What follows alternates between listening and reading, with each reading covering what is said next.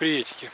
Сегодня не про Италию, сегодня не про Индонезию, сегодня про Украину. Для меня, как для человека, который живет с пересаженным сердцем, произошло очень знаковое, очень показательное событие. Впервые в Украине за 15 лет пересадили сердце. Произошло это не в Киеве, не во Львове, не в Харькове. Произошло это в Ковеле, в районной больнице. Вот, например, Ковель, и вот, например, Киев. Это даже не областной город. Эта ситуация настолько показательная. Лучше, наверное, более показательную ситуацию, наверное, тяжело даже придумать. Перед тем, как я объясню, почему она именно показательная, надо провести, наверное, маленький ликбез. Судя по комментариям в предыдущих видео, многие представляют это примерно так. Появляется человек с потребностью в органе. Ему каким-то образом начинают подбирать донора.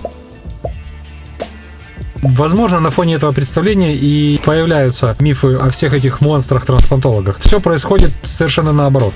Первое, что надо понять, что есть две стороны трансплантации. Есть донор и есть реципиент.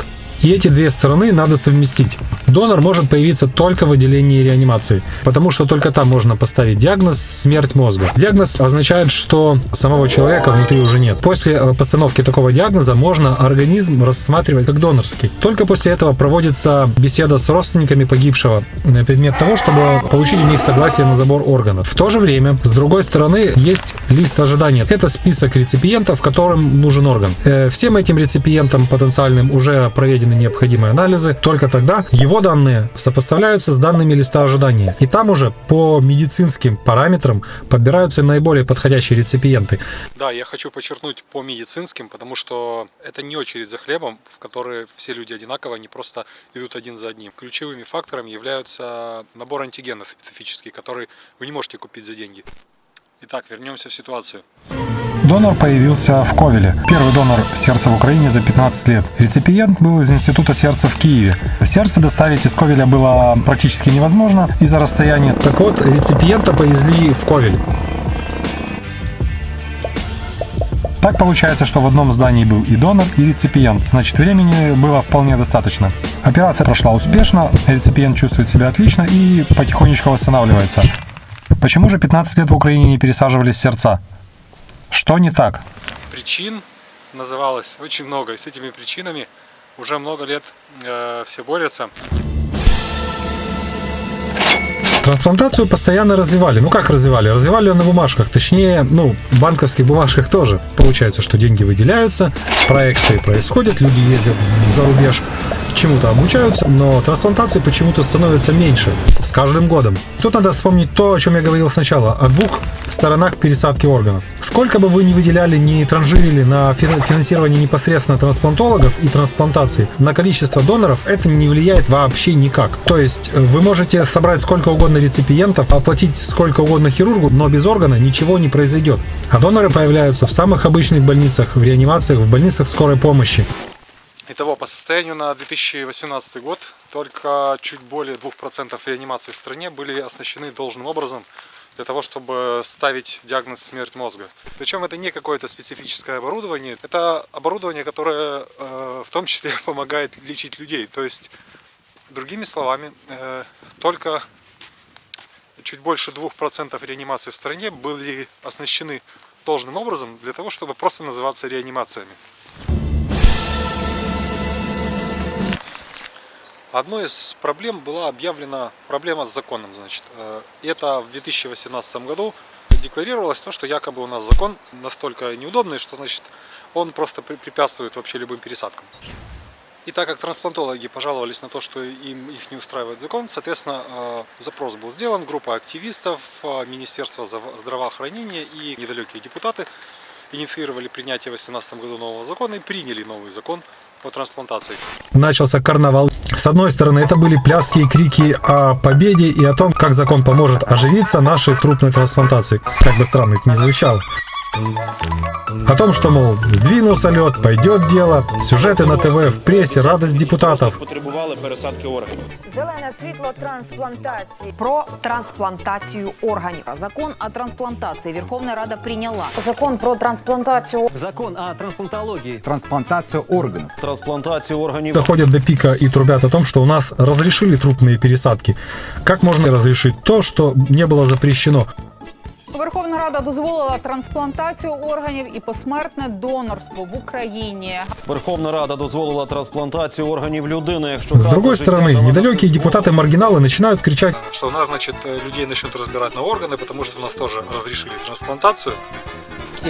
Если сейчас в воюющей стране проголосую за трансплантацию органов, считайте, что действительно здесь начнется вакханалия всего, что происходит. Україні спочатку потрібен мир, а потім тільки закон про трансплантацію. дескать, начнут ловить, начнут, значит, продавать. Почему до этого не разбирали, я вообще не могу понять. Неужели всем этим людям нужны законы какие-то? Вот, например, какой-то юрист Тарас нам рассказывает о том, что Трансплантация в Украине узаконена. Вот такая вот новость прилетела из Верховной Рады Украины. в общем, за обсуждение темы взялись все специалисты широкого профиля. Ну и каждый украинец, естественно, нашел себе сторону по вкусу и придерживался ее. Приняли новый закон о трансплантации, который был настолько вредным, что в начале 2019 года вообще запретил все пересадки в стране. Был один человек, который предупреждал, что именно так это и будет. Объяснял, как это будет, и объяснял, почему это так будет. Новый виток идиотии начался чуть позже. Сначала несколько особенно одаренных из провластных, назовем так, коридоров высказалось в таком ключе, что, мол, вы оперируете на самом деле, мы там все порешаем. И МВД, в свою очередь, дает очень однозначный и понятный комментарий о том, что это закон, если он будет нарушаться, то, соответственно, будут заведены уголовные дела. После этого депутаты собрались все как один и, значит, за пару месяцев приняли решение об отсрочке вступления в силу закона еще на 1 год. Что и было объявлено очередной победой. То есть как сделать людям хорошо? Сначала вы делаете им плохо, потом возвращаете все как было. Вся эта эпопея с законом, она продолжается и поныне. Пересадка сердца, которая произошла в Ковеле, произошла в то время, когда действовал закон от 1999 года, если что. Что и требовалось доказать.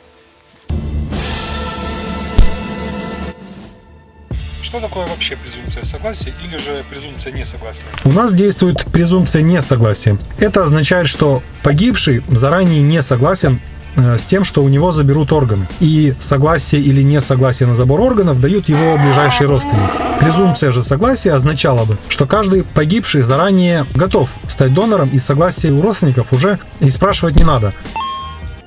Врагом развивающейся трансплантологии в Украине была объявлена презумпция несогласия, которая действует у нас.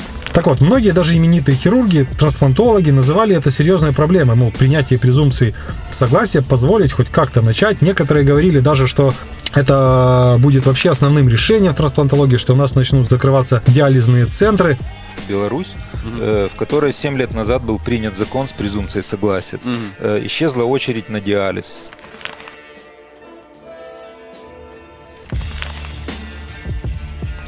После того, как я увидел фотографии журнала забора органов, по которым несложно было посчитать, что примерно 80% украинцев дают согласие на забор органов у их погибших родственников.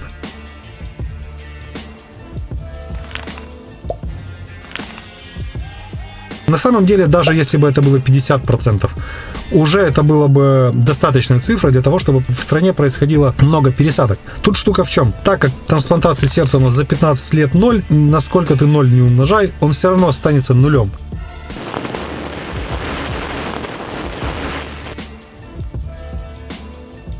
Какая ситуация была перед этой трансплантацией? Дело в том, что листа ожидания в Ковеле на сердце нет. И вообще всеукраинского листа ожидания на органы тоже нет. То есть получается, что врачи в Ковеле со своей стороны сделали работу. Они получили потенциальный орган, но дело в том, что им некуда его девать. В институте сердца есть небольшой лист ожидания.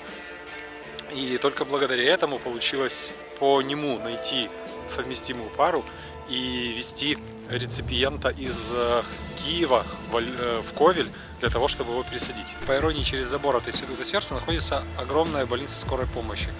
Как раз таки то место, где должны появляться доноры. И за 15 лет там не появилось ни единого. И из института сердца пришлось везти реципиента аж в Ковель. После всего я хотел бы, чтобы эта пересадка в Ковеле не была разовая акция, показательная для того, чтобы об этом написали СМИ, для того, чтобы кто-то удовлетворил свои амбиции.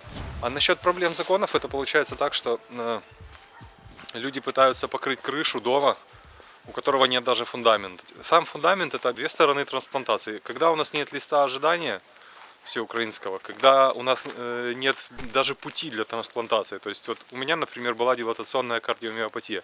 Это стопроцентная пересадка сердца рано или поздно. То есть всех этих людей можно сразу смело отправлять в лист ожидания. И уже кардиолог будет корректировать, насколько они срочные и несрочные для пересадки. То есть у нас нет с одной стороны листа ожидания, то есть людей потенциально, кому надо пересаживать орган. А с другой стороны у нас нет доноров, потому что их не может быть, если нет обеспечения реанимации и диагностики смерти мозга. Это говорит о том, что, как ты закон не причесывай, какие ты презумпции не придумывай, результату просто неоткуда взяться. Ну и если кто-то все-таки осилил до этого досмотреть, интересно в плане отклика, насколько все понятно и полезно ли было.